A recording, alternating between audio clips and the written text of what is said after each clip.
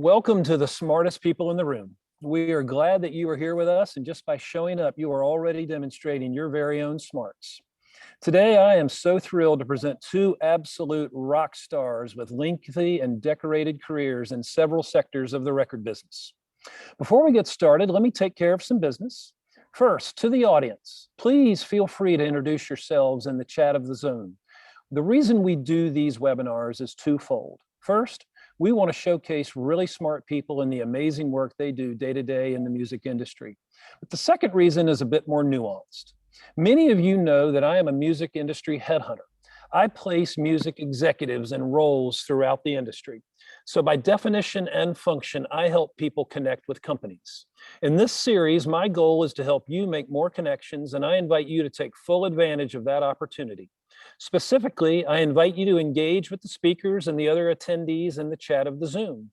Please introduce yourselves, share your LinkedIn profile, say hello to your friends, and make some new ones.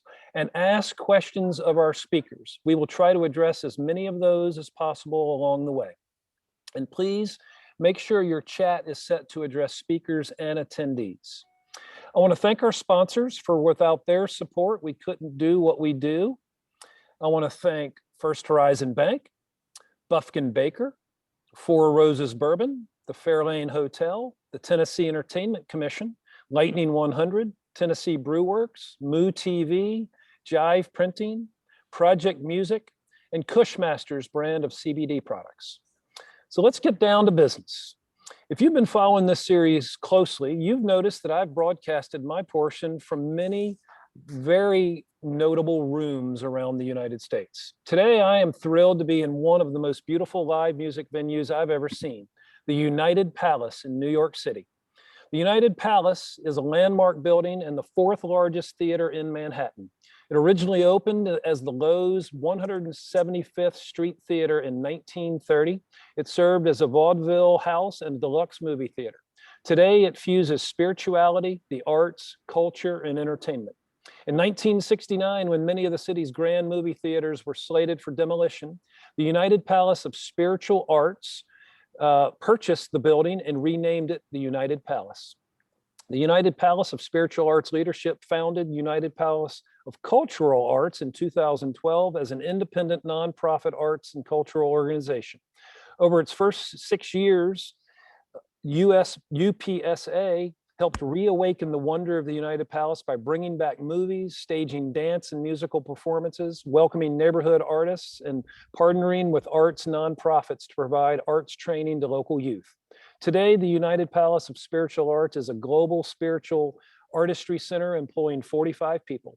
It serves as a community arts center for Washington Heights and northern Manhattan. The United Palace was designed by architect Thomas W. Lamb, one of the leading designers of theaters and cinemas in the early 20th century. With a seating capacity of 3,400, the newly renovated United Palace is a classic movie theater and state-of-the-art performing concert venue. And you will not imagine the slate of programming they're going to be announcing very soon. Stay tuned. Now, for today's speakers. In today's host seat, we welcome back my good friend, David Hazan. For the past 2 years, David has been the head of North America for MEDEM, the leading global music industry event held in Cannes.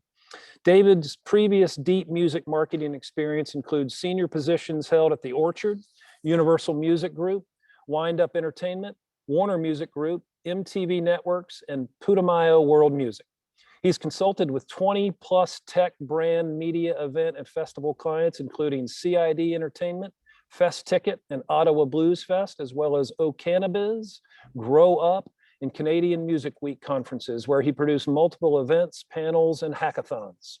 Earlier, David worked at leading experiential marketing agencies such as US Concepts and EMCI Rockbill, where he ran their London, UK office. He's a frequent speaker, interviewer, and moderator at leading industry events around the world, including Screen by Screen, Indie Week, at South by Southwest, Music Biz, Canadian Music Week, Mondo, Music Tectonics, and MUCon, among others.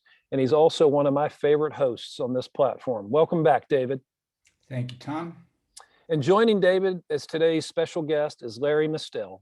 Larry is founder and CEO of Primary Wave Music and has been working in the music and entertainment industry for over 30 years. In 2006, he took his extensive experience working at multiple record labels and founded Primary Wave Music, one of the largest independent music publishing, marketing, and talent management companies in the United States. Primary Wave has controlled over 15,000 songs from the catalogs of legendary artists such as Bob Marley, Stevie Nicks, Four Seasons, Smokey Robinson, Whitney Houston, Burt Bacharach, Prince, Olivia Newton-John, and many more. Originally founded on music publishing, Larry has strategically and successfully built the company into a full-service music and entertainment powerhouse, offering in-house branding, digital marketing, publicity, TV and film development, and a talent management company whose roster of artists includes Ceelo Green, Cypress Hill, Melissa Etheridge, Fantasia, and others. In 2015, Larry was one of the producers behind the critically acclaimed Kurt Cobain documentary film called Kurt Cobain, Montage of Heck. And he announced that he will be part of the team producing the upcoming Whitney Houston biopic called I Want to Dance with Somebody, which will be distributed by Sony Pictures. In 2019, Goldman Sachs honored Larry as one of the 100 most intriguing entrepreneurs at the annual Goldman Sachs Builders and Innovators Summit. In 2020, Larry also landed on Billboard magazine's Power List, being recognized for his leadership in the music industry, and has also been featured in top press outlets such as New York Times, LA Times, Wall Street Journal, Entrepreneur, and Forbes. Ladies and gentlemen, please welcome these two amazing guests to the smartest people in the room. Take it away, David. Thanks, Tom.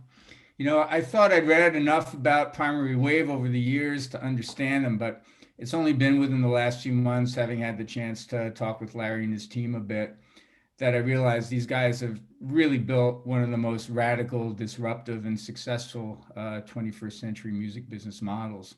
And look, any company with money can acquire catalogs, but the more interesting question to me is, what can that company do post-purchase to grow the value of those assets?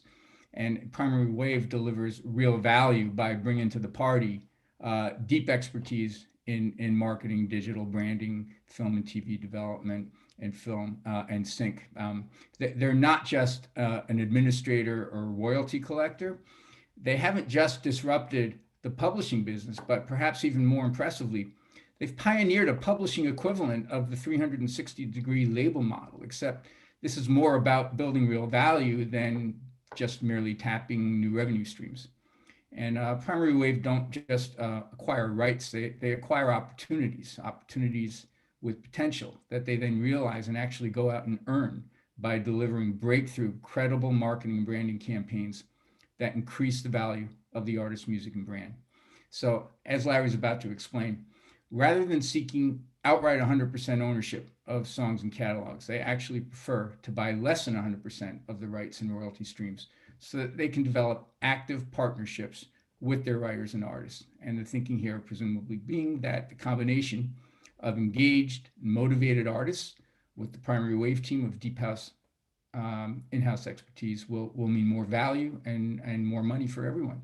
So welcome, Larry. Thanks for logging on with us here. And rather than going deeper into your Primary Wave label past, pre-Primary Wave label past, let's start with the deal that put you guys on the map 15 years ago when you raised $50 million and acquired part of Kurt Cobain's Nirvana catalog from Courtney Love. How did that come about? Well, first of all, let me say that, David, I need to record your introduction because you do a better job of explaining Primary Wave than I do. So that was great. Thank you. I appreciate that. I mean, it's true. It was staggering to read up and connect the dots and realize what you've done. Yeah, Happy anniversary at 15 years old. Yeah, we're I think March 1st. Funny enough, Tom is on here because March 1st of 2006, Tom's partner, Warren Wasp, called me up and said, hey, I know you just left, Virgin Records, and I know you're starting this thing called Primary Wave. Do you need office space? And I thought about it and said, you know what? We don't have any office space. And Warren and Tom were very gracious. They said, well, look, we've got this office over here, it's full of boxes and it's full of papers and it's got our copy machine in it. But if you want to use it, feel free and go ahead. And I started Primary Wave in their side office. I'm not sure you can call it an office. Maybe it was the copy room, but we literally started Primary Wave in their office back in March of 2006. I don't know if Tom knew that. Yeah. You guys practically So, believe it. anyway, so Kurt Cobain. Yeah. How did that come about? That, we first of all, we got very, very lucky twice in 2006. We raised a lot of money in a very, very short period of time, in about a week to start the company. And that's a story next time we can get into on how that happened. But we got very lucky. We raised quite a bit of money. And then we got lucky again that Courtney Love needed a little bit of money, needed a lot of money. And we got lucky that she was willing to sell and partner with us on Kurt's music. And we had a mutual friend who was an entertainment attorney who connected us. And that was quite a process, but that was really the start of Primary Wave. We bought Kurt's catalog from Courtney in April, the next month, right after we started. So, it's always better to be lucky than good, we say. And in that case, we were very lucky that she was willing to partner with us and sell us half his music publishing rights. And that really put us on the map. How long was it before you did that incredible Converse deal when you had his lyrics on the All Stars? Knowing that, it was only it was less than a year later that a gentleman who was one of my first partners that I had brought into the company, Justin Shukat, had conceived of this idea that no one else had thought about before. It was putting lyrics on the side of Converse sneakers. And the reason why the fans loved it and the reason why we did it was because it was very organic to who Kurt was. He wore Converse sneakers, the Chuck Taylors, all the time. And it actually became one of Converse's best-selling niche sneakers. It was really fantastic. In fact, I still have a few of those Converse sneakers that I wear. hold on to those. They'll be worth a lot of money in the future. Was it always part of your plan to do a film, to use film content to help exploit the catalog with Montage of Heck? Yeah, no, that's a great question. When we buy, we're not like most of the business right now who are very financial oriented buyers. They buy, they hold, and they're hoping that they'll make money in the future because some record label came up with a great idea or the manager of the band came up with a great idea. When we buy something like a Kurt Cobain catalog or a Smokey Robinson or a Bob Marley, we're going into it thinking, hey, we can make a biographical film, we can make a documentary, we could do a Broadway show, we can create what we call oceans, not little streams or little rivers, but oceans of opportunity. And that was one of the things on our list that we wanted to accomplish. And Brett Morgan was a spectacular director, and he really created a very, very powerful and emotional film. It was great. And flash forward now 6 years later, you're producing, or one of the producers for the Whitney film coming out next year. That has the same screenwriter as Bohemian Rhapsody, I think. I mean, this is pretty big stuff. How did that come about, and what can you tell us about the film now? Well, Anthony McCartan, who wrote Bohemian Rhapsody, wrote the film. He's co-producing with us, Compelling Pictures, and also Clive Davis. And you can't make a Whitney Houston biographical film without Clive. He was such an integral part of her life. It's going to star Naomi Ackie, and Stella McGee is going to direct it. And we're excited. It's going to commence principal photography, I believe, in June. So we're only months away now, and we're excited because we've locked into a November 22 release date. And we think it's going to be incredible. Anthony wrote a spectacular script. He wrote it with a little bit of help from Clive Davis. The estate, Pat Houston and Donna Houston have been very involved, and it's very organic, but it's going to be we think it's going to be a major film. Great. Well, good luck. That's some pretty big time stuff for a publishing company. Yeah, and by the way, just on the back of that, the reason we're so excited about it is twofold. One, the real story of Whitney Houston is going to be told and needs to be told. But more importantly for us, or not more importantly, as importantly, it's going to create incredible opportunities for the estate. Our team have already lined up fantastic, very appropriate brand alliances for the movie and also for the estate. So, when you release a biographical film, people tend to stream the music more. They tend to buy music more. Brands are excited because it's exposed to such an enormous audience. So there are a lot of benefits when you do these kind of things we call oceans. It'll be interesting to see what happens with Whitney's results compared to other music biopics that those artists would not have had the benefit of the full court press of Primary Wave in support of it, with all the setup time that you've had. I want to talk to you about something a little different in these COVID times and doing your deals over Zoom instead of face-to-face meetings. Given the high stakes of the discussions that you have, how do you establish the same level of comfort and, even more important, of trust over video conferencing? Well, that's a great question, and let me just I'll put it this way. First of all, I in person I'm much shyer than I am on Zoom, and I don't know if it's only natural, but I feel very comfortable on Zoom, whereas in person, I'm just a little more shy, actually a lot more shy. And Zoom right now is an equal playing field for everyone, right? So there's a certain amount of acceptance now that artists are comfortable doing Zoom calls because it's safe.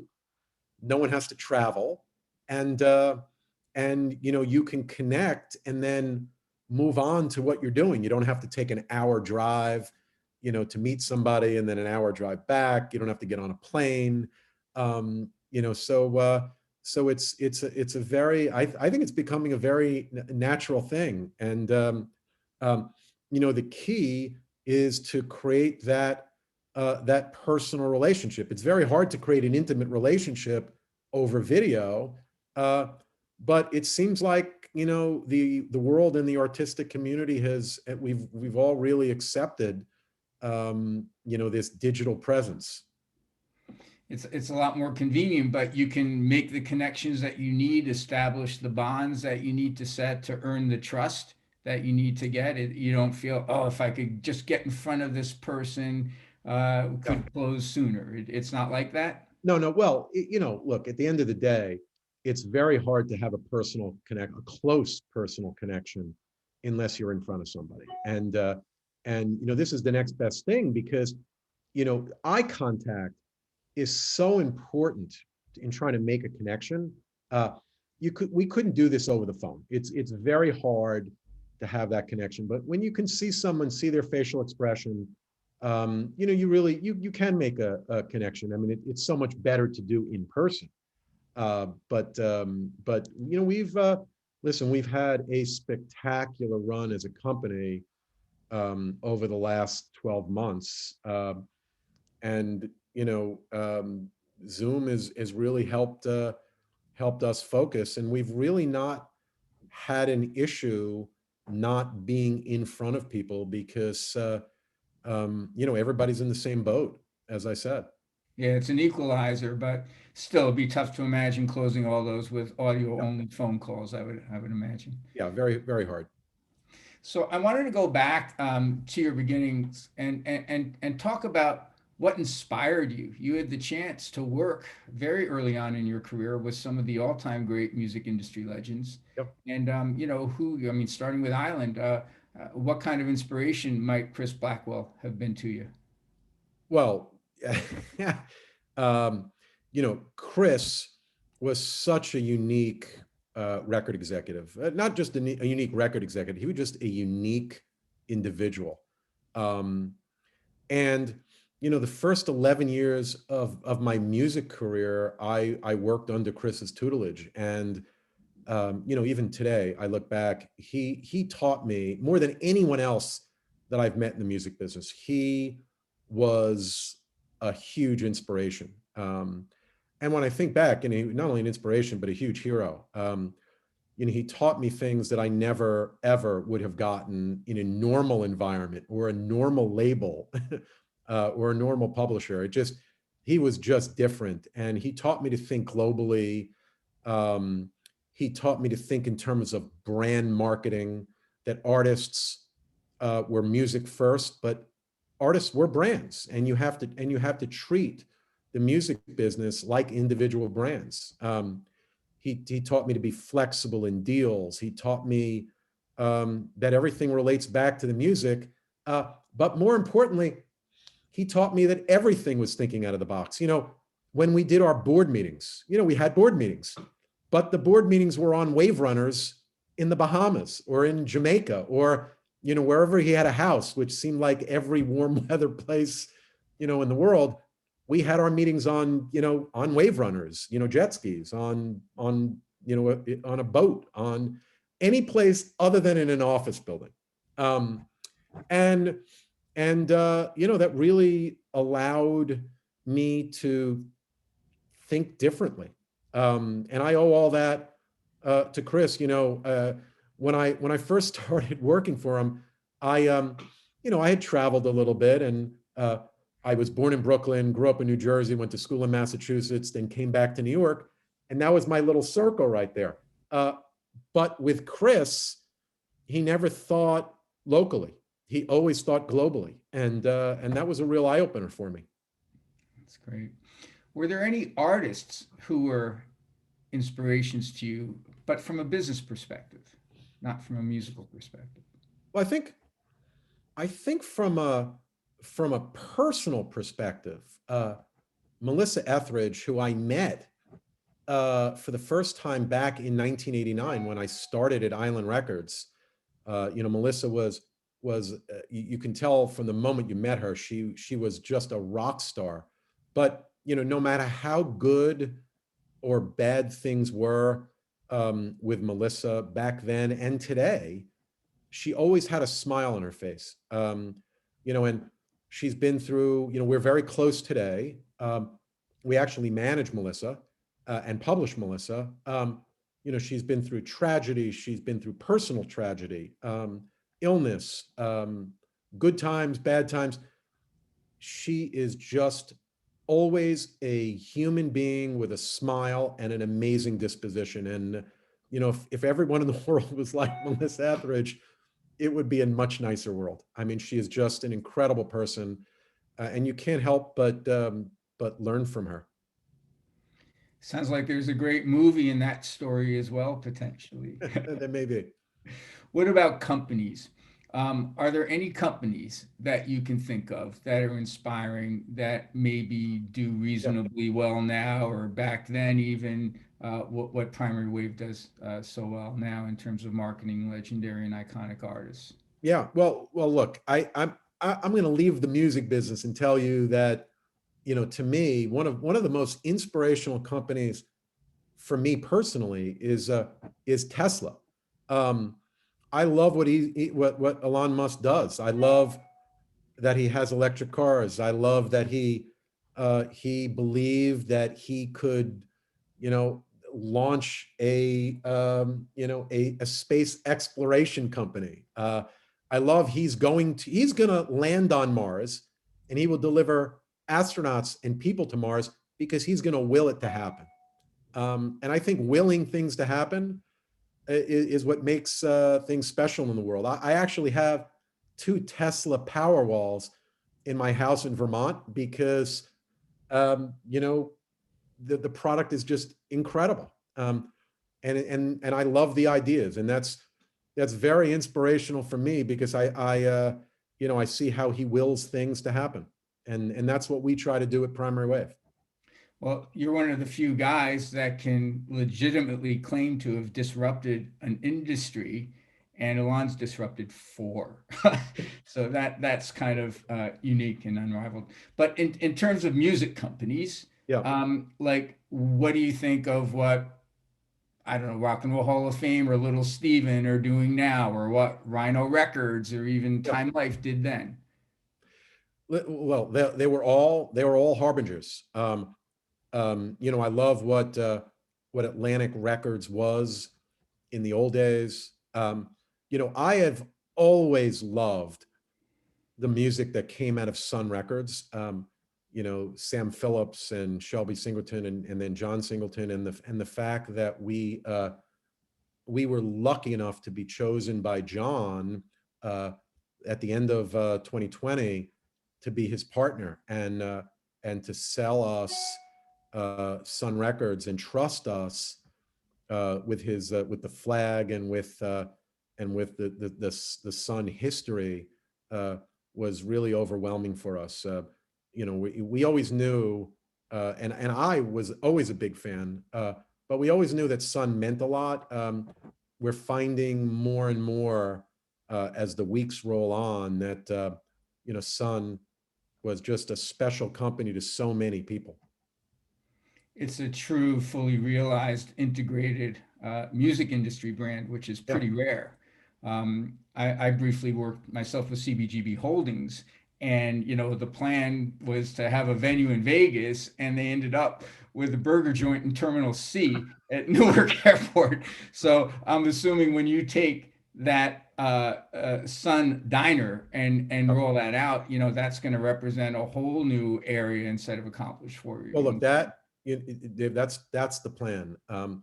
We're going to focus. Our brand team is already starting to focus on what we want to do with the Sun brand, the Sun logo, and the diner is a very big part of that. And we want to make sure we put a Sun diner in every major music city in America because that diner will be the flag for the whole Sun brand. It'll sell music, it'll play music, it'll sell, you know, Sun merchandise, and it will, you know, hopefully reintroduce Sun to a new youth, a youth culture, and you know, we're hoping that families, you know, re-experience Sun and its music that way. Yeah, it's a way to take sort of the Hard Rock Cafe notion to the next Yeah. level, a little closer to a Hall of Fame. Well, be looking forward to that. Maybe they can cater the Primary Wave lunches as well. If they do. That's a good. Maybe we'll do that at the next Primary Wave Grammy party next year. Yeah. We'll have it. We'll have pancakes and Sun Diner. TripAdvisor said it's the best diner food in America. I don't know. I didn't know. I didn't click on all the links. But let's talk about your unique model that's really based on partnerships as opposed to outright ownership, like we were saying. How do your separate teams in marketing and digital and branding all collaborate together to best serve your artists and writer clients?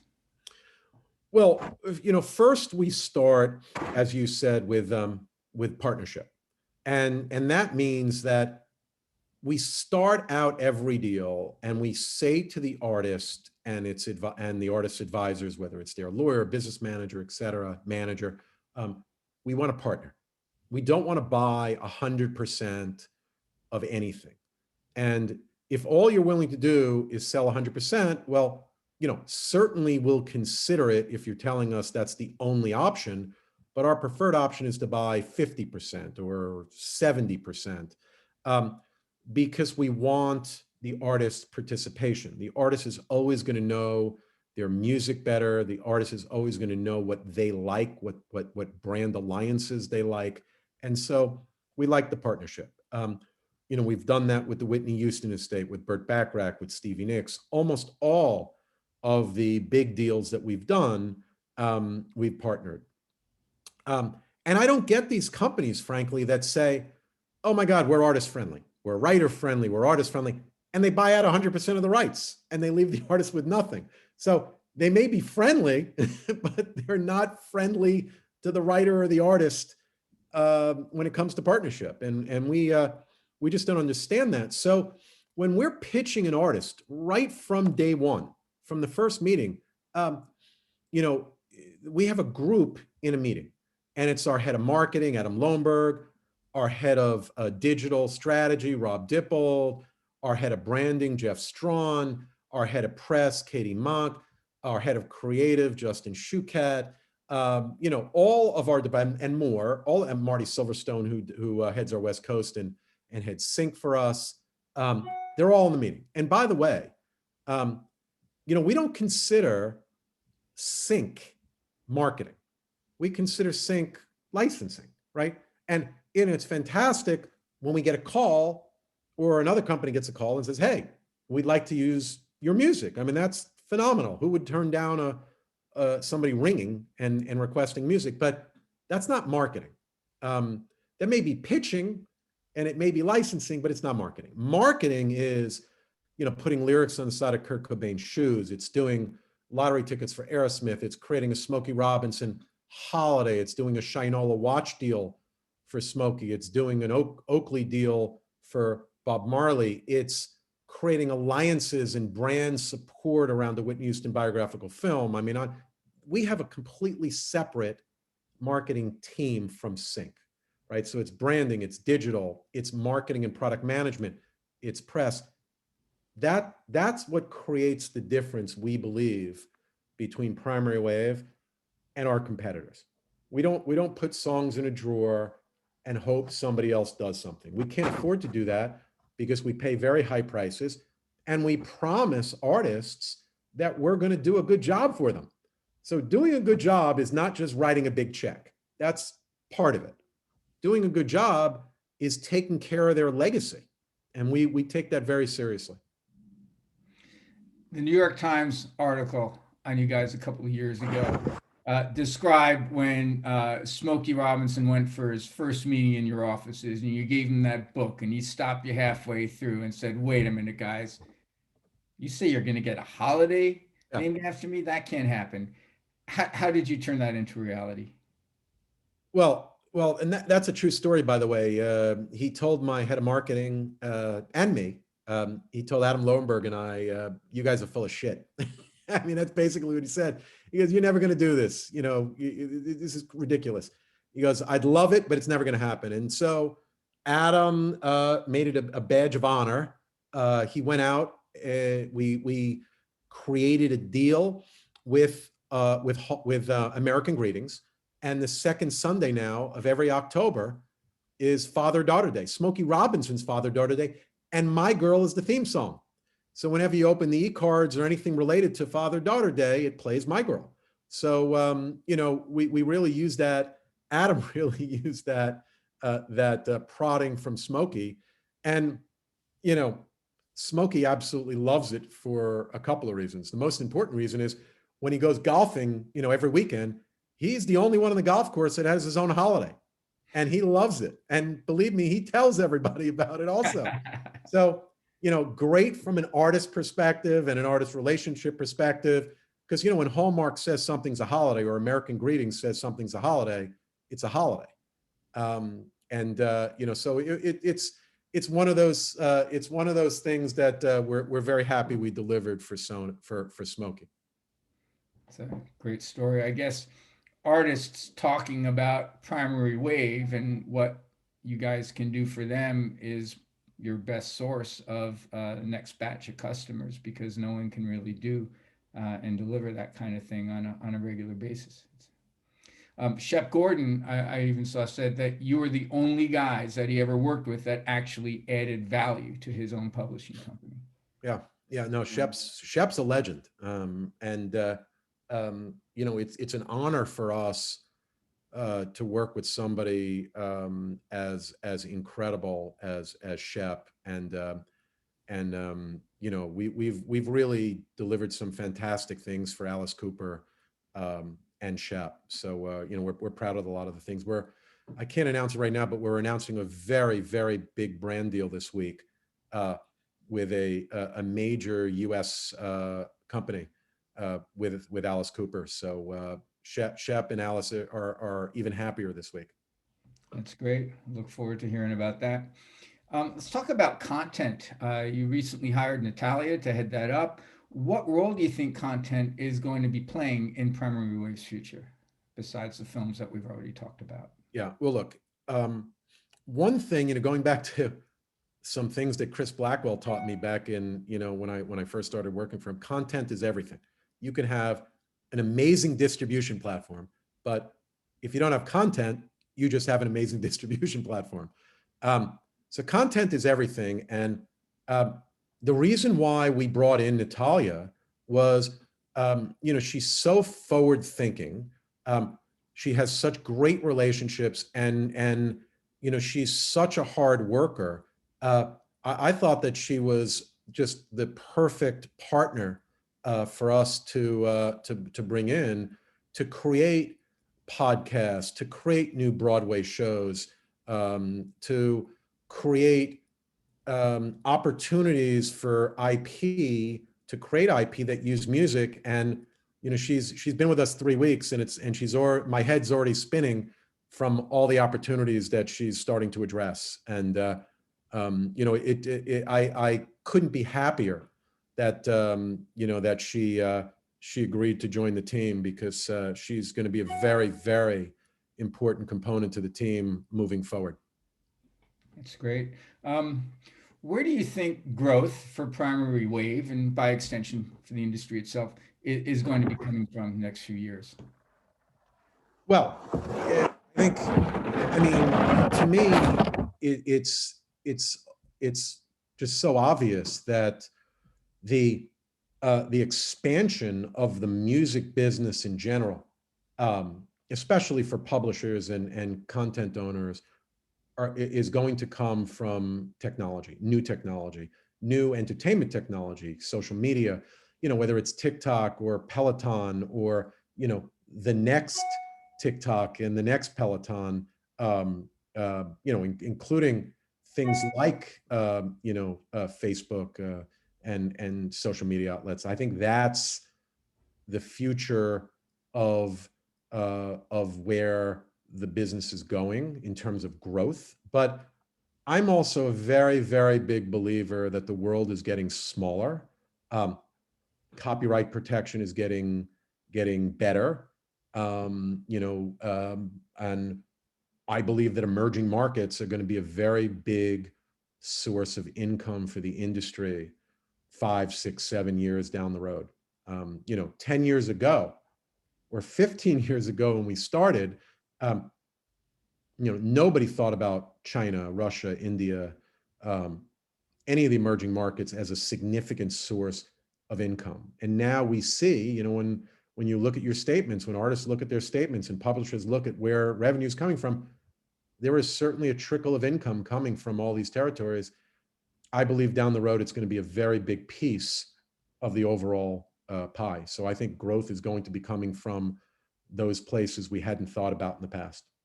Agreed, because there are tens of millions, maybe 100 million or more consumers there that never consumed anything. They never bought a $15 CD. They never bought a 99-cent download, but they've got $5 extra on their cell phone bills, and they're paying for streaming. And Right. low ARPU still is a lot of money when you're getting into numbers like that. So yeah. No, listen, I think I was reading that there are 4 billion mobile phone users in the world, and there are only 350 million subscribers to streaming services. So you know that there's significant growth in digital income. Absolutely. What markets outside of the US and Europe and North America do you think are going to be most important to Primary Wave? And is there a connection between the markets with the most people and those markets that might offer up more Yeah. legendary artists from those African and Latin territories, for example. Yeah. Well, I would tell you that the three markets that we will likely focus on, without giving away the secret sauce, because this is no secret, is China, is Russia, and India. China, because it's going to come, it's going to happen. They're big consumers of music. And India, I mean, look at the size of the middle class, look at the opportunity, that movies have in India. I think the same is true for music. And look, Natalia was born in Russia. Russia is a huge opportunity, and that's certainly one area, one market she's going to be focusing on. She already has.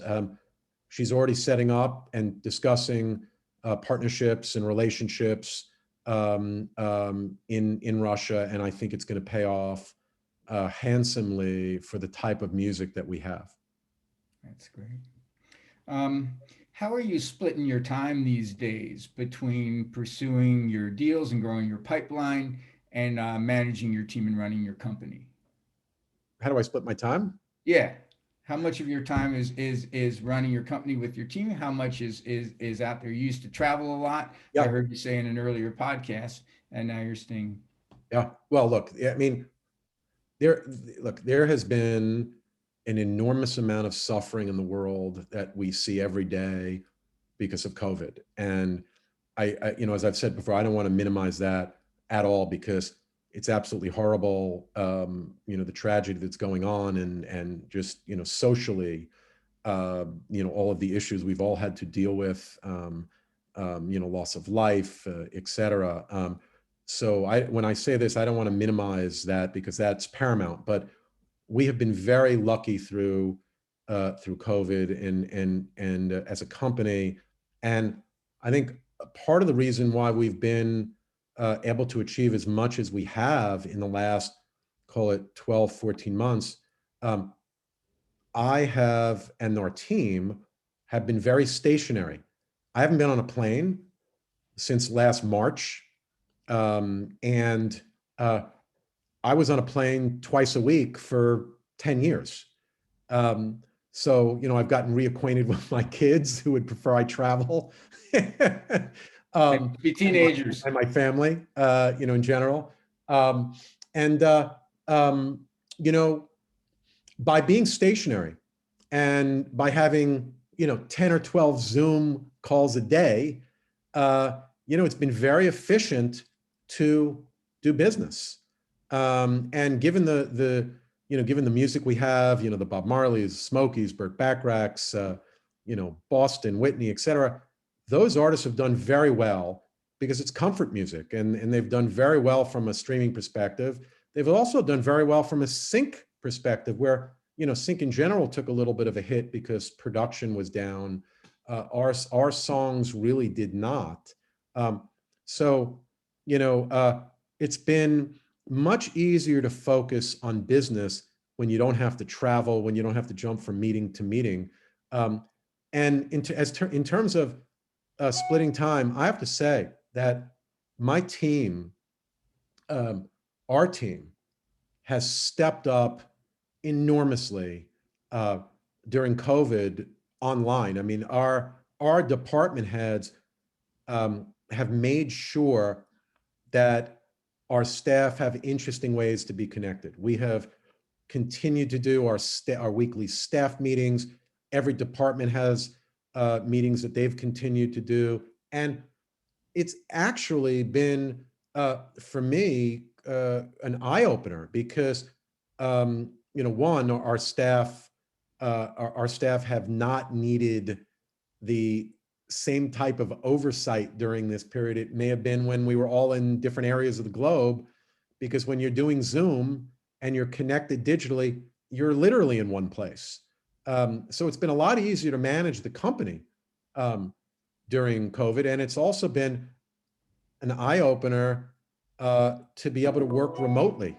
So, while I may have gained 10 pounds already because the refrigerator is a lot closer in the house than it is in the office. I think mentally, it's been a little easier for me because of the lack of travel. Cool. So you focus on classic artists whose songs were released back in the day when everyone listened to the same music on radio, MTV, and VH1. What are the challenges that all publishers, not you, and perhaps more publishers than Primary Wave, are facing now in looking at acquiring current catalogs with songs that haven't really had the chance to perform over time and establish long-term earnings history? How do you know when the market's so fragmented? There's so many artists and so many genres coming and going, number one hits for a week that are forgotten the week after. Yeah. How do you know what to do? You mean, how do you know what to buy? Yeah. Yeah. And what to focus on Yeah. and prioritize and predict. How do you predict when you Well, don't look, know? that's a great question. My team, reminds me every day that we want to focus on what we do well. And what we do well are we market, brand, and support and partner with the greatest and most legendary artists in the music business, not buy catalogs for brand new artists. Look, it's a competitive thing where our team is very, very competitive. We see ourselves as hopefully a leader in the space, and we want to own every catalog that matters. We know that our competitors are going to get a few here and there, but we want to own everything that matters. And we are not in the business of buying new music. And I smile every time I see one of my competitors buy a new music catalog, because one, it's very, very difficult to maintain an earning stream. Even when streaming is going nowhere but up, very hard to maintain an income stream for brand new music, because songs are coming off the radio. They're not streaming the way they were when they were initially released. That earning stream is typically going down. And it's never a good business to buy into something that's depreciating in terms of revenue stream. So, we like those, what other acquirers, what other companies may consider, boring assets. We like those beautiful, legendary catalogs that have been generating income for 30 years, 40 years, 50 years. And we put a little elbow grease and we partner with the artist and we raise the income stream 20% or 30% or 50%. That's a good business model to me. The idea of buying, a brand new band's music that's been around for 3, 4, 5, 7 years, while we may love the music, that's not necessarily a good business proposition. So I enjoy watching my competitors buy those assets. I'm sure you do, but I'm sure you can't resist trying to predict what artists today might be Primary Wave worthy in the future. Like, who are the legends of tomorrow? Like Kendrick Lamar, Taylor Swift. Like, what are the handful of artists that you can say with certainty that people will actually care about in 20 years? Well, it's very, very hard to say with certainty who that's going to be. But clearly, to me, somebody like a Taylor Swift is going to be legendary. She's already legendary. Kendrick Lamar, you're hitting on one of the greatest right now. He's likely going to be that as well. But to me, you may be legendary, 10 years from now or 20 years from now. But if your music is new, it's still the same issue. It's hard to buy it because those hits are going down. And unless you have futures, unless you're partnering with that artist on their next 3, 4, 5 albums, it's going to be very hard to have an appropriate business proposition to buy them, even if they are going to be legendary down the road. I would rather take my chance on Burt Bacharach, and Paul Anka and Smokey and Leon Russell and Steve Cropper, Olivia Newton-John, Ray Charles, all the rest that we've been partnering with. That's what, I think it's a much better business proposition. Must be a lot easier raising money when it's easier to show and demonstrate the cycle and track record that they have. Absolutely. A bit of a personal question. What are some of the most important songs for you personally that you associate with key points of your life personally and your career as well? What kind of relationship do you have to your favorite songs?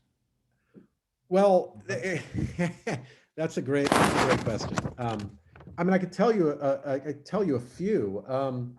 You know, I grew up in New Jersey, and I grew up at a time where, you know, Bruce Springsteen was literally the boss. You know, he was as big a touring act as still, but as you can get back then. And so, you know, I remember, you know, Born to Run, you know, when you know, the line sprung from cages on Highway 9. I grew up not too far from Highway 9. So I grew up in Marlboro, New Jersey after moving there from Brooklyn. And so Bruce was very prominent in that area, you know, of New Jersey. I remember I used to warm up. I used to be on the tennis team in high school, and we used to warm up to Tom Petty. So, you know, Tom Petty was a big part. And then getting older, I used to, as I gave my son, my first child, I gave my son a bath, we would sing American Pie, start to finish. And, you know, Don McLean's American Pie. And I was blown away when my son started to sing it on his own.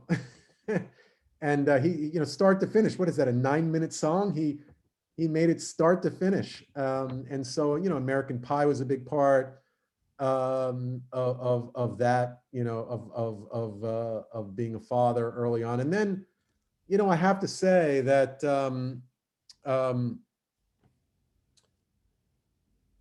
my first client as a manager at Primary Wave was Ceelo Green.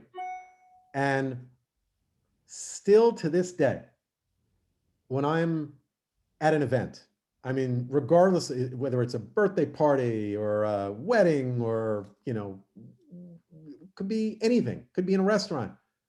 When I hear Forget You come on the radio, it just turns the energy up in the room, just that extra notch. And so, you know, I always think back to that song was from the first artist that we managed. And so, you know, songs is for everyone, creates a connection back to a point in time. And so, you know, those are some of the songs that I think were meaningful for me, or artists. Good songs. And last question is what are the top 3 defining Primary Wave deals that you did that put you where you are now? You know, it's hard. I'll tell you a few. It's hard to pick, you know, 2 or 3 or 4, but if I were to pick clearly, you know, Kurt Cobain got us started. And that was a defining deal. Bob Marley basically told people that we were serious about the music business. Stevie Nicks kind of showed people that we had money. And I would say Sun Records showed people that we had credibility and maybe a little taste. So I would give those, you know, those are 4, you know, unique deals, but every deal to us is meaningful because we're partnering with an artist that's entrusting us. And we don't do every deal that comes to us. In fact, we don't do most deals that come to us. At this point in our careers for our team, my team, we do business with artists we want to do business and that we think we can have success with. And that means more about growing them than being able to just maintain the current earnings levels. We want the artist to be our best reference to other artists that are considering doing business with us. So if we can deliver, we know we have a better chance than any other company if our artists are supporting us. Have you ever had a situation where an artist was legendary and iconic and they fit the bill in every way, but they didn't want to get in there and partner and work it? They had the right music and the right holdings, but not the right partnership based approach. Yeah, They're more passive. yeah. Can you No, still work with art?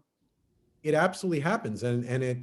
There was just a very large deal that transpired where the artist and their team I wouldn't say encouraged us to match an offer that somebody else had put out there because they wanted to be with us. But the artist was not going to agree to license their music very often, and they were not going to agree to allow us to market their music.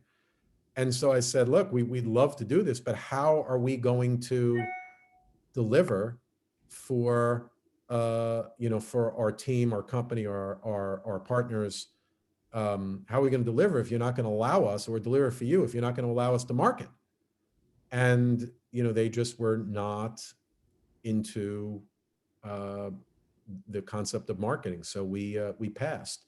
And we very, very rarely will ever enter into an auction process because of that reason, which is that if an artist doesn't understand why it's best to be with somebody that's going to be a true partner, that if they're only looking for cash, it's probably not the right fit for us, because we're willing to pay a very high price, but we have to be able to reintroduce that music to people who will be future fans. All right. Well, thank you, Larry. That's a great Thank you, Dave. answer. Great session. I'm going to turn it back over to Tom with a minute to go to wrap it up. Hey guys, thank you very much, Larry. That was fantastic. I got one question that I'd love to pile on top of David's excellent questions, and that is, can you talk about any deals that you passed on that now in retrospect maybe you regret? I wish I had that one back, so to speak.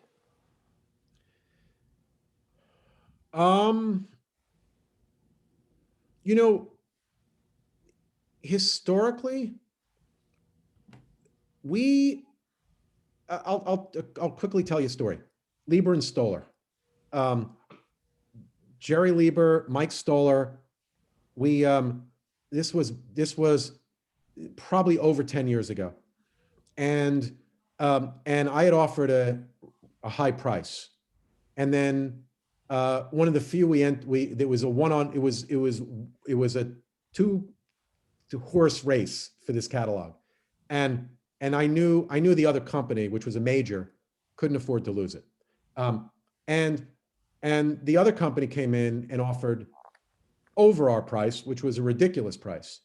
I came back and offered what was an even more ridiculous price. And then the major came back and, very frustrated, offered something that was somewhere between, the orbit of Neptune and Pluto. And I said, no.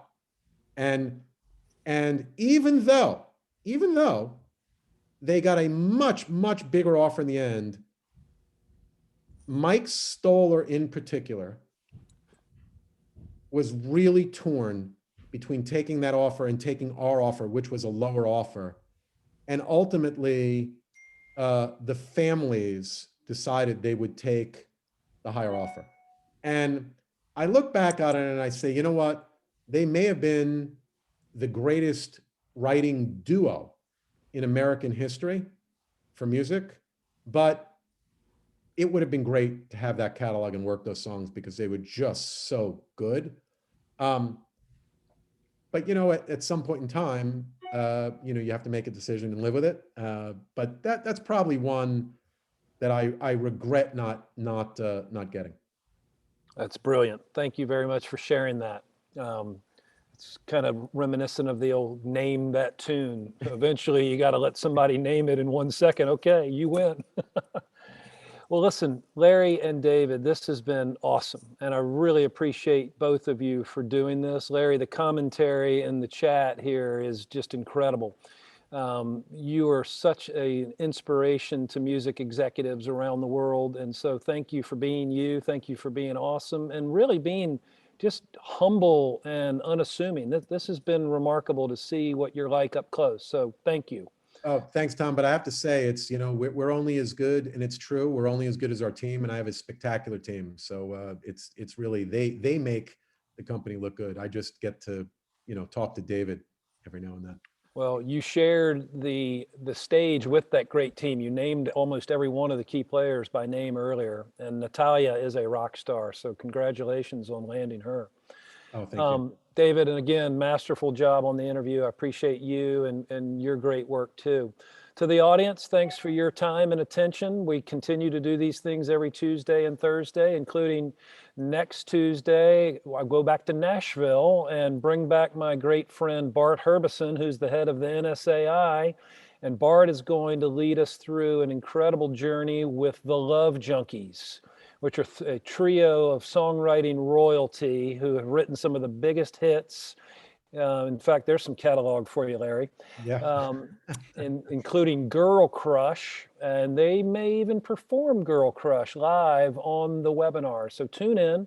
With that, I'm going to turn it off. I want to say be safe and take care of each other, and we will see you out in the public soon, we hope. Take care, folks. Thanks, guys. That was Bye-bye. awesome. Thanks, David.